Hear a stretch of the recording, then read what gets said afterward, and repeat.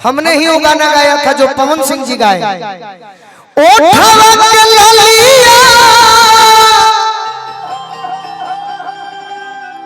कनवा के बलिया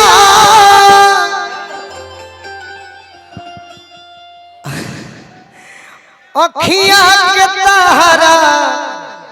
हम अपना कंपनी से अपन ऑफिशियल से रिलीज करो, कॉपीराइट मार दे हैं सकाश बाबा, नहीं तो हमने ही गीत गाया था 10 साल पहले। याद करो जहिया कुंवर रहलू राजा जी से पहले हमार रहलू। हमने ही वो गाना गाया था जो पवन सिंह जी गाए। ओठवा के ललिया कनवा के बलिया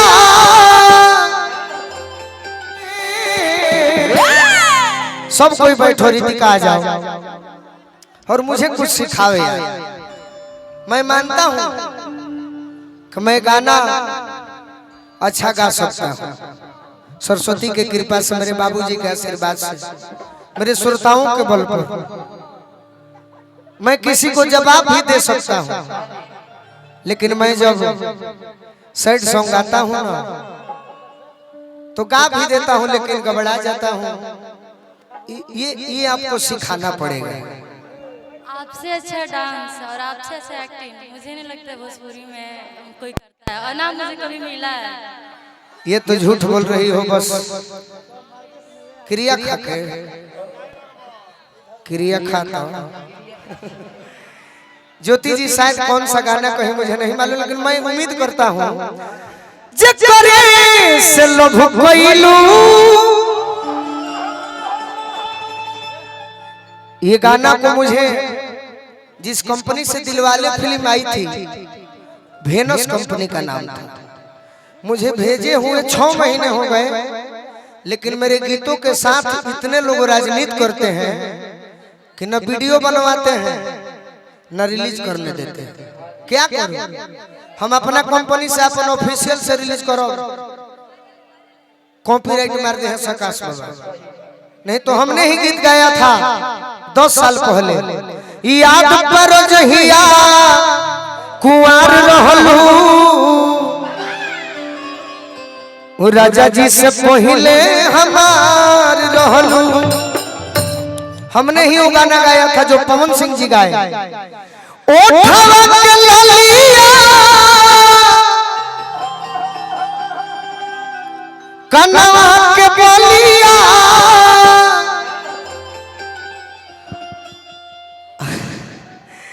अखिया के तारा। आजा रीतिका काजारा जी, मनोज भैया, सलेश भैया, एगो माला तनी धराई हम पहना दियो जैसे जी। नगेंद्र शर्मा जी की ओर से बहुत बहुत पुरस्कार। ये मैं माला आपको यहीं से दे रहा हूँ, खड़े हो जाइए बस, एक ताली आप लोग बजा दीजिए सलेश भैया को, क्योंकि आपने मुझे बड़ा ही सम्मान दिया। अब मैं आपको सम्मान दे रहा हूँ, भगवती की कृपा से जरूर आपको पद वो मिलेगा। कि ये हो धन, इसलिए ज्योति जी मैं मजबूर हूँ, नहीं तो मुझे क्या जरूरत है। रिलीज होने से पहले एक गोलू राजा ही है जो गाते हैं तो क्या उसे कहते हैं बवाल मच जाता है। दुनिया की नजर टिकी होती है, खास करके कलाकारों की।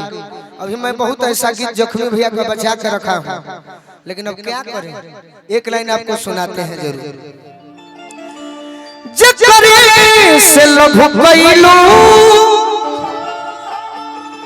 ओकरे से परेशानी बा जी। दिलीप भैया की ओर से लटा के प्रतिष्ठित व्यक्ति दिलीप सिंह जी पुरस्कार देंगे। जकरे से लोभ कइलू ओकरे से परेशानी बा ए सनमी ये हमारे पंकज भैया के भी फेवरेट है। ए सनमी करम तहरो लागे खानदानी बा ना तुल बारू जवना के खाती हो उमिली न तहरा गावना के राती हो थोड़ी गोलू के दिल तहरा मिली न मंजिल संग दिल संग बुझ जानी चानी बा जे करे से लव कैलू ओ करे से परेशानी बा ए सनम ई करम तहरो लागे खानदानी बा। एगो गाना हम सेट से बोले हने में आकाश बाबा हमार शायर लिखनी बड़ी गाना चलो कि जाई के ससुरवा जानो हो भुलाई गइलू कौन धन बोल भाई गइलू ना पियवा के पाके अपना यारवा के जियते मुआई गइलू ना। लेकिन मैं कुछ कहब का आकाश बाबा ओमे के एगो शेर तू बोल दा आज अपना मुंह से। मुझे तो याद ही नहीं है वो भी मैं गीत और गाया था प्रेम के बारे में ज्योति जी इसे आप जरूर सुनेंगे आप शायद इसका भी फैन हो जाए। एगो लड़का कहता कि अगर हम जनले रही थी कि प्रेम के गली इतना सकेत होला ते हमें हम तो पहले ढुकती ना अगर ढुक गई धोखा खा गई तो पूरा बिहार में ढोलक बजवा के कहती कि ए भाई प्रेम करे के होई तो अपना भाई से करी हो माई से करी हो भौजाई से भी करी हो माई समान लेकिन कोनो बेवफा से प्रेम मत करी हो। हमारे छोटू भैया के फरमाइश में एक लाइन क्या बात है कि जनती जे प्रेम के अरे सकेत रे गली। एक मुझे ब्लेंडर का बोतल दो ना आपके बगल में है शत्रुघ्न भैया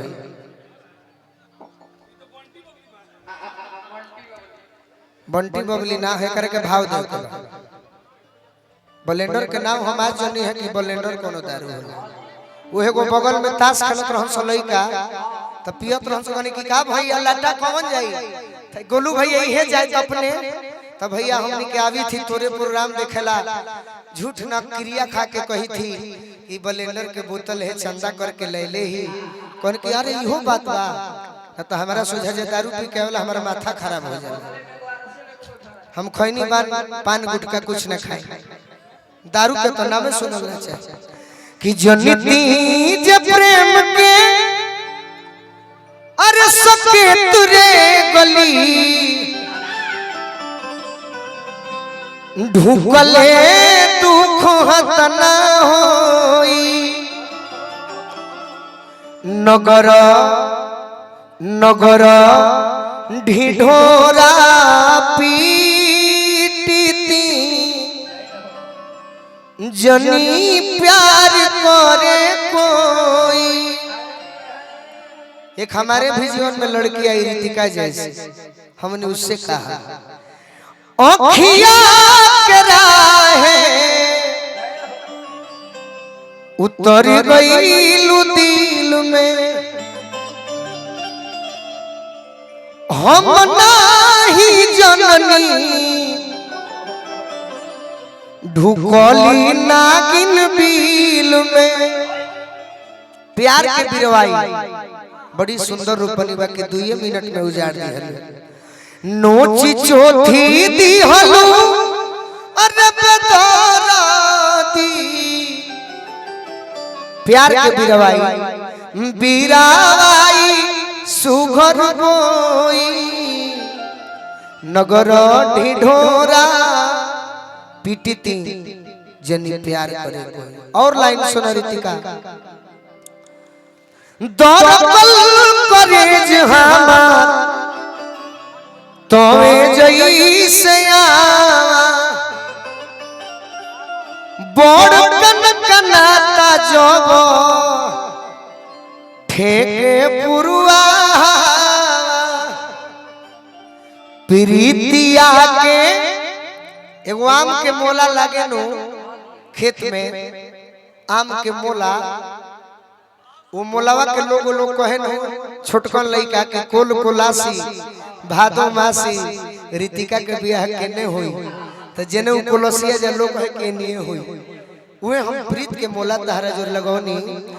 कि प्रीतिया के मोला अरे गा देलू हम डहकी के रोई मोर जिंदगानी तोरे कोइल मोटिया में कह मन तो करला के मुआ दीवा की छोड़ दिला कोहे लोग सबहरी की गोलुए पगले कह बाबा ए शिकारी दिल से कुकुर जूठी आई हमारा प्यार के रसोई नगर ढिढोरा पीटी जनी प्यार करे कोई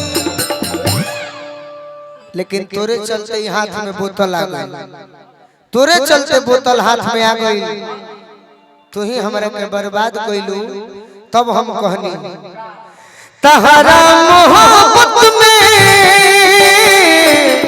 ये जिंदगी खराब हो गई तहरा मोहब्बत में जिंदगी खराब हो गई दिल जब से तोड़ा लूं हमारा के छोड़ा लूं जब से तोड़ा लूं रह दियो हमारा के छोड़ा ए भैया औरंगाबाद स्टेशन कौन जला ई जला की होई रफियोगंज स्टेशन है हो स्टेशन मास्टर साहब सलेश भैया हमरौरे स्टेशन पर यही 20 रुपया से जहर खाई और 1000 दे तो टिकट करा के एकरा के हम छोड़ के भाग जाए हाँ सलेश भैया के ऊपर माई की कृपा जरूर बनी सलेश भैया 500 नहीं तो 1000 देते हैं कहे खातिर कि अगर गोलू राजा के धोखा दिले कोनो रीतिका नाम के लड़की तो टिकट करा के दिल्ली बॉम्बे चल जाए अब रहे दे बाकी तीसरी के 3 दिन चौथा बार में 500 और देते हो कि तहरा मोहब्बत में जिंदगी खराब हो गई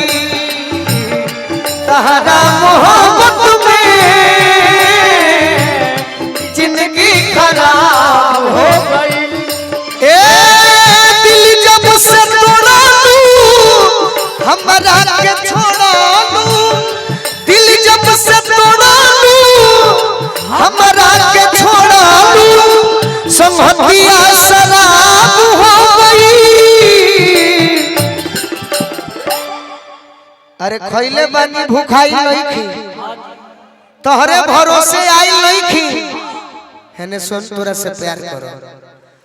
आज गोलू राजा के देख के मुंह घुमावत दरू तो हमहू तहार रूप देखे खातिर खखाई लईखी गोलू राजा के धोखा देवे मार के मुंह आते